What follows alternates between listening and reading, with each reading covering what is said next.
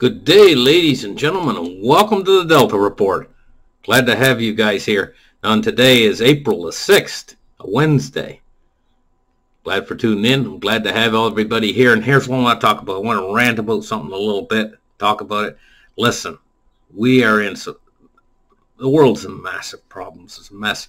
And I'm going to tell you something. We've been getting through. We went through 2 years of virus. Once we entered into 2019, into 2020, the world has been changing at an unprecedented rate.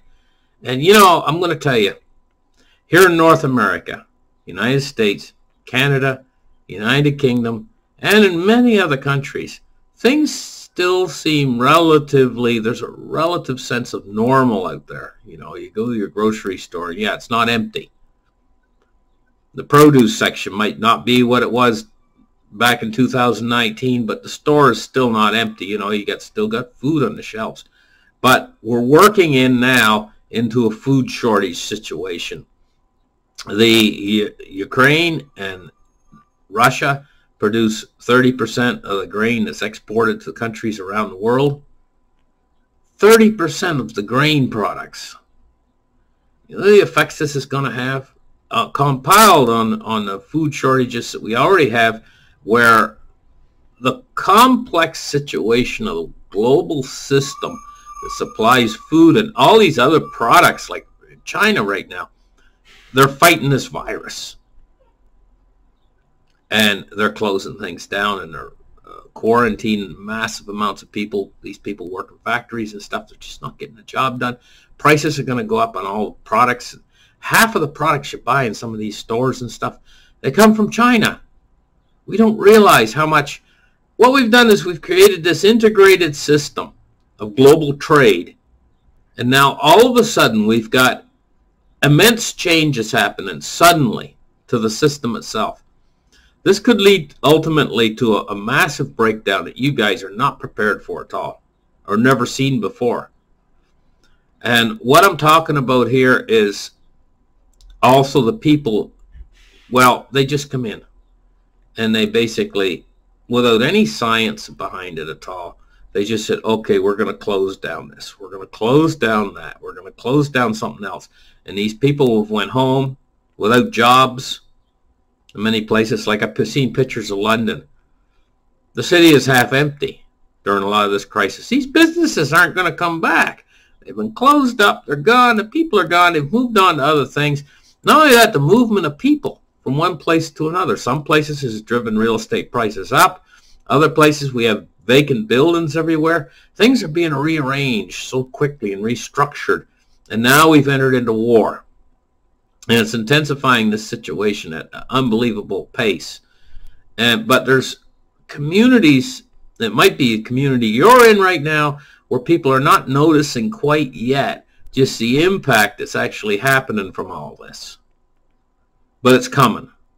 It's coming in the next number of months. Now, at the same time, what we have is we have a Fed that's decided, a Federal Reserve and central banks around the world that have decided to fight inflation. Well, what does that mean? That means they're going to raise interest rates. We got an over-leveraged housing market in most countries. And as interest rates go up, mortgages are going to go up. Mortgage prices are going to go up. People are not going to be buying homes any longer. Well, we had a massive boom where people were moving, like in the last year or two, trying to move out of certain locations into other locations because things are not being handled properly, like in California. A lot of people have moved out in the Northeast. People have moved out and moved to other places. And they've bought real estate and driven the price way up high.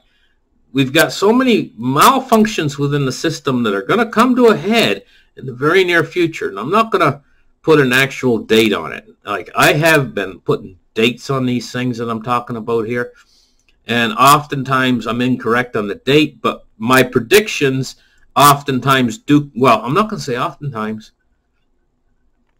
My predictive analysis has been spot on way ahead of time.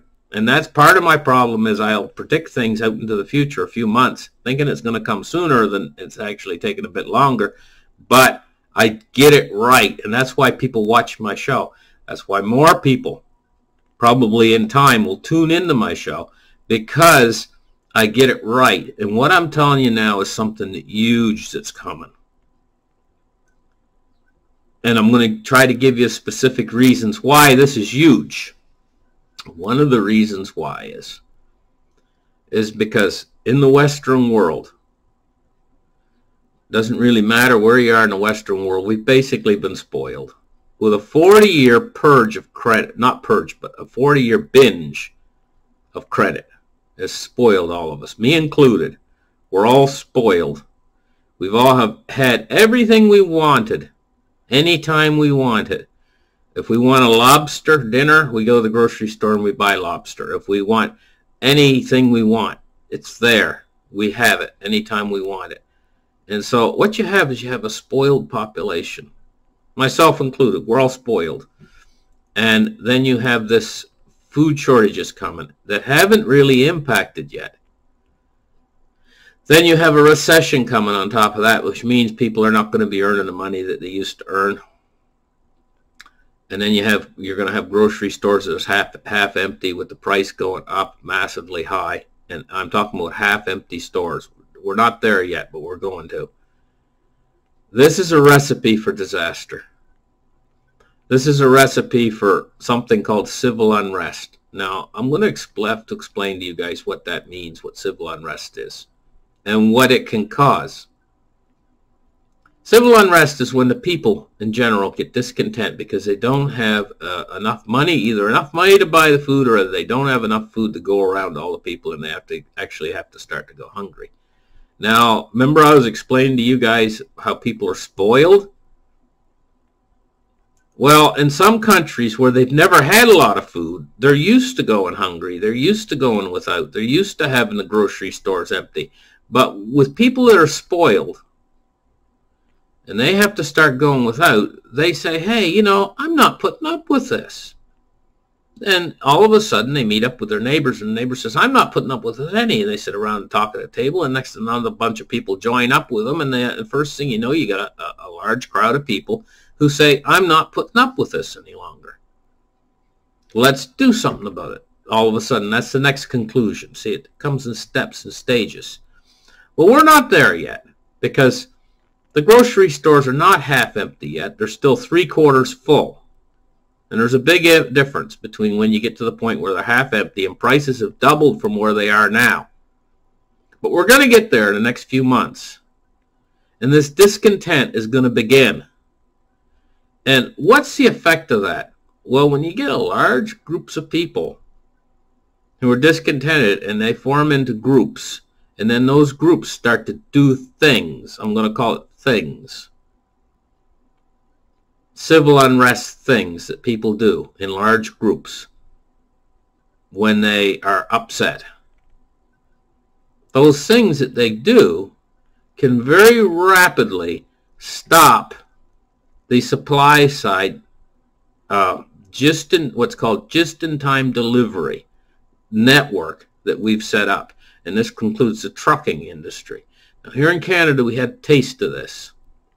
And the government, they basically, my personal opinion is they overreacted to it. But that was their decision, what they wanted to do. But what the government did was they quelled it. But we had a taste of that during the truckers' strike a few months ago, when the truckers went out and they blocked the roads. But what does that effectively do when they block the highways leading in? Well, suddenly you've got no more deliveries. Trucks can't get through. The stores can't restock their inventory. And in this modern day, you go into the grocery store and you see all that food, food everywhere. You know, there's food up and down the shelves and everything. What you don't realize is if new food doesn't come in to replenish that food, those store shelves will go empty very rapidly. The government will try to step in, and they'll put in price controls, and they'll ration the food. They'll say, hey, you know what? You're only allowed 1 box of spaghetti this week, and they'll ration it to you. But that doesn't help. That doesn't help to quell the hunger that the people have. People need to eat. They need to eat. And if they're spoiled, they've always had food. These are the people who are going to revolt the fastest. And that revolt is what's going to choke off the supply even more, because they will block highways. We've already seen it here in Canada. Then the food doesn't get in at all, and then a panic ensues. And quite literally, they can, I don't know any other word to describe it, but when social unrest comes and the system starts to break down, that breakdown can spread more breakdown, because it itself is not controlled. It is a loss of control in the system that it can lead to more loss or a spread of the loss of control. And at a certain point, infrastructure will start to fail. We're talking about the electrical grid could start to go down, the telecommunications grid could start to go down, and at that point our system could turn into quite literally a free-for-all, where you are basically on your own and food and hunger start to spread through the land. This is not a pretty situation. It's a situation that's hard to get under control once it starts to spread too far for law enforcement to cover it. You have to understand about law enforcement, and including the military.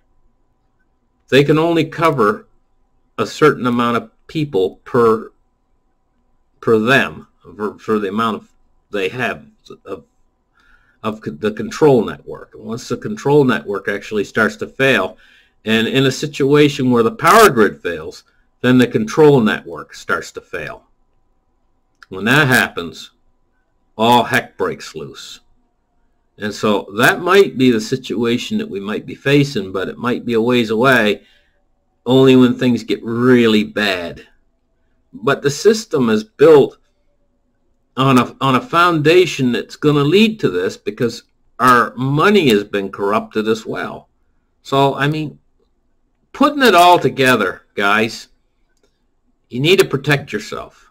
Not just with gold and silver and cryptocurrencies and things like that, but you need to protect yourself with food, water, medicine, shelter. You need to protect yourself by having your tank of your car full of gas, so that you can, in an emergency situation, you might have to move from one place to another because you don't know what's going to happen in your area. It could be a weather phenomenon. It could be too hot or too cold in your region. We also have weather that's going absolutely berserk. We have new weather phenomenon forming. Just last night, I was watching a tornado trying to form. It didn't form, but I'm going to tell you, those clouds were spinning around pretty fast, and I think it was almost trying to touch down. The rotation and the up, down, and downdrafts in the storm that I was watching were almost tornado. I mean, it was so close, and at the same time on the radio they were going, beep, beep, beep, this is an alert, weather, and yeah, I don't think we had a touchdown of a tornado, but I was watching the funnel. I was looking at it right when it was developing, and it was just so close, and it was only about a mile away from me. And this is the weather going berserk at the same time. I've witnessed this winter, I've witnessed ice storms where it rained down ice from the sky, and it made a coating that was like 1.5 inches thick of solid ice over everything. My car was coated in ice. So thick I had to wait until it actually melted for fear of damaging my car to try to get the ice off of it. Thick layer of glassy ice all over my car. This is weather phenomenon. In the summer now, we get weather phenomenon that can destroy you in an opposite way. It's just so hot you can't do anything. And you might have to move from one area to another. Say you're in the city, and you get the heat. You get what's called a heat dome, which is a new phenomenon that we're having. They used to call it a heat wave, but now they call it a heat dome, and it's a more intensified heat wave version of the heat wave. And the temperatures can go up to 110 degrees Fahrenheit all day long with no breeze to blow the heat away. If you've got a house that doesn't have enough windows and you haven't got air conditioning and the power goes out, the power grid goes down, have you thought about what you're going to do to stay cool? As well as the winter. And how is this affecting crops around the world too? We're not producing food like we did. And the fertilizer, a lot of the fertilizer comes from Russia, and they're going to cut it off. I think a lot of the world's fertilizer, the price is going to go exorbitantly high, and the farmers are just not being able to produce like they used to.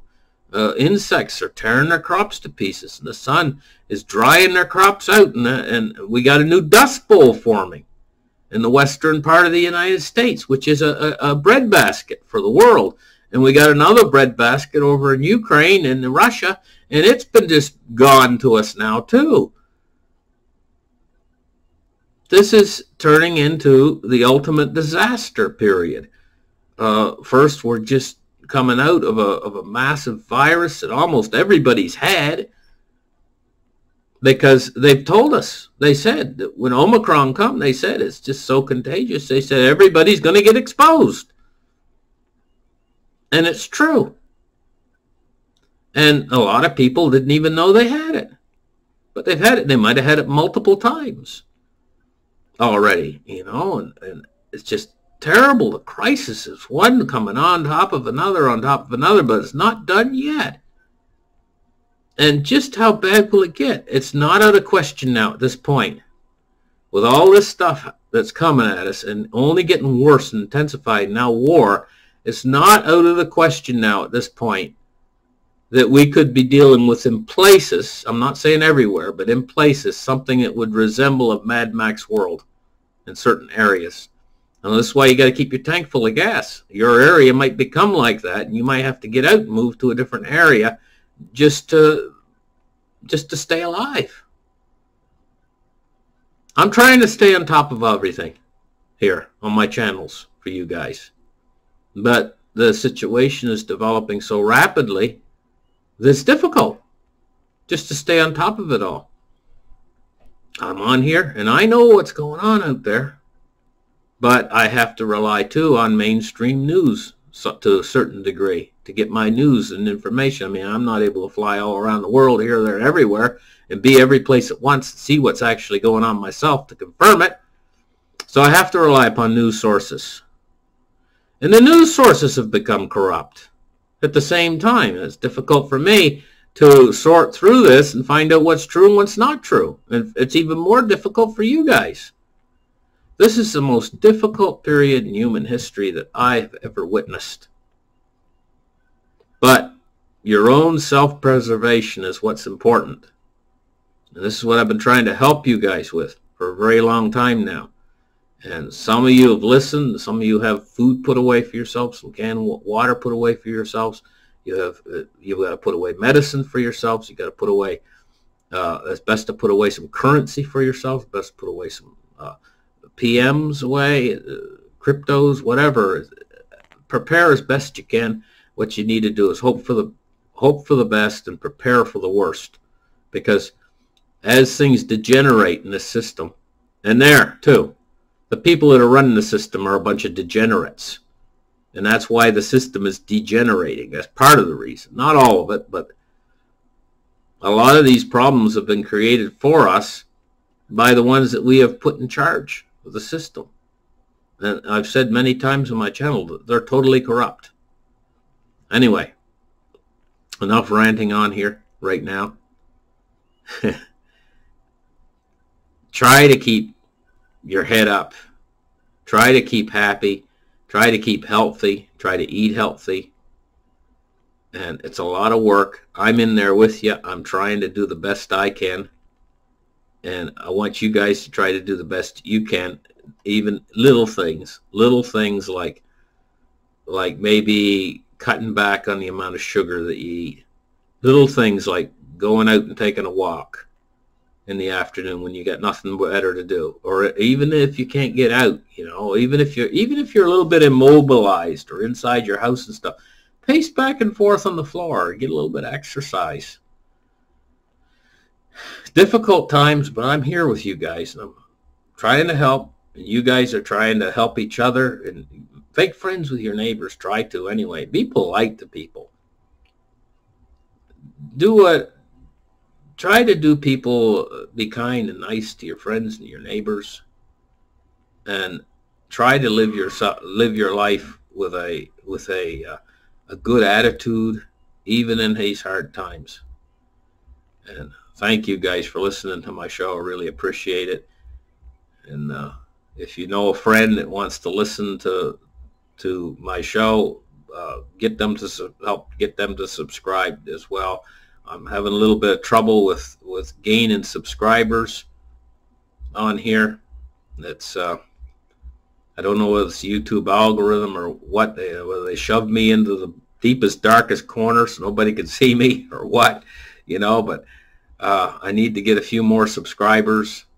Thank you guys for listening. You guys are really great. You've really been there when I need you guys, and I'm trying to be there for you guys when you need me. We all got to work together, and we all got to get through these hard times. Bye-bye, guys.